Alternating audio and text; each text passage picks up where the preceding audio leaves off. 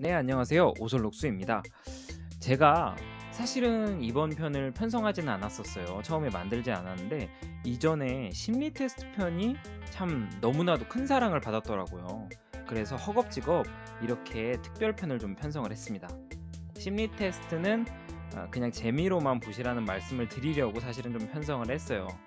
환상을 자꾸 깨서 좀 죄송하지만 심리 테스트는 그렇게 대단한 것은 아닙니다. 예전에 유명했었던 사이코패스 테스트 같은 것 혹시 기억나시나요? 출처나 근거가 명확하지 않은 일종의 가짜 테스트에 불과했는데 많은 분들이 오해를 받거나 또는 걱정하시기도 했죠. 자, 저희도 한번 해볼까요? 어두컴컴한 날에 아파트 15층 옥상에 올라갔습니다. 어떻게 올라가시겠어요? 1. 계단.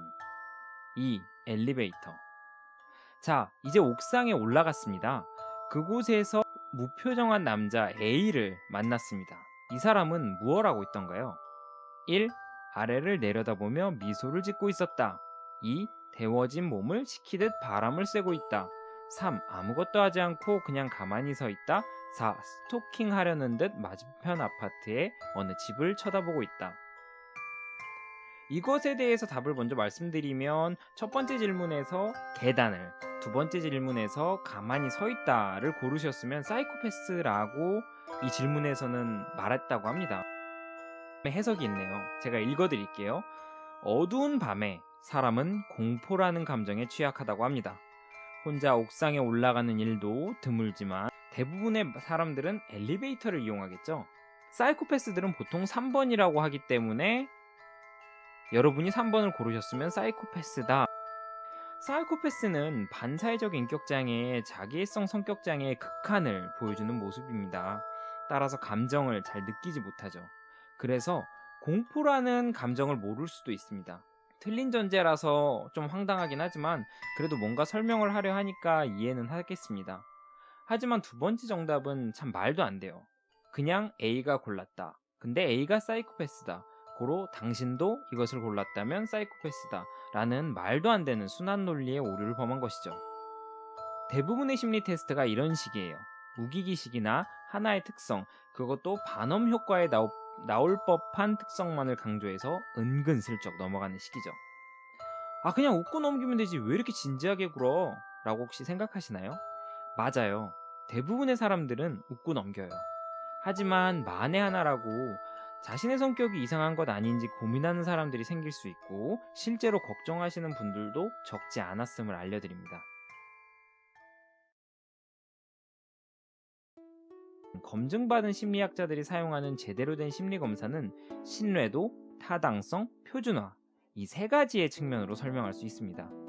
신뢰도란 여러 차례 실시해도 동일한 결과가 나오는 특성으로 일관성을 보이느냐 하는 것이죠. 두 번째 타당성이라는 것은 목적성을 제대로 띠고 있냐는 것입니다. 이것이 성격을 측정하려는 것인지 아니면 지능 검사인지 정확하게 목적을 갖추고 있어야 한다는 것이죠. 의외로 많은 검사들이 실제 검사 목적을 제대로 수행하지 못하는 경우가 있다고 합니다. 정확성에 대한 이야기다 정도로 알아두시면 좋을 것 같습니다. 마지막 표준화. 누가 검사를 실시하고 채점, 해석하더라도 동일한 결과가 나올 수 있도록 하느냐 하는 것이죠. 즉, 낮다, 높다 라는 상대적 개념을 설명하려면 기준이 되는 지점 또는 점수가 존재해야 한다는 것이에요. 그렇게 사이코패스 테스트라고 이름 붙여진 저 테스트를 보면 기준이 없음을 알 수 있죠. 진짜 검사는 한국어나 한국사, 토익, 토플 같은 시험들과 다르지 않아요. 신뢰성을 얻었고 목적이 명확하죠. 그리고 기준이 딱 정해져 있잖아요.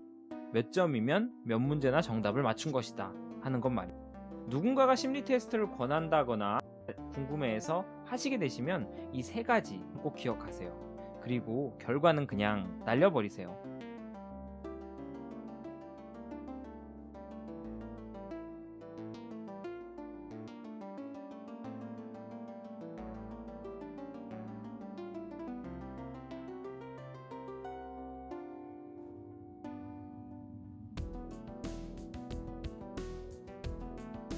그럼 심리 테스트와 관련된 특별편을 이만 마치도록 하겠습니다. 그럼 안녕히 계세요. 안녕.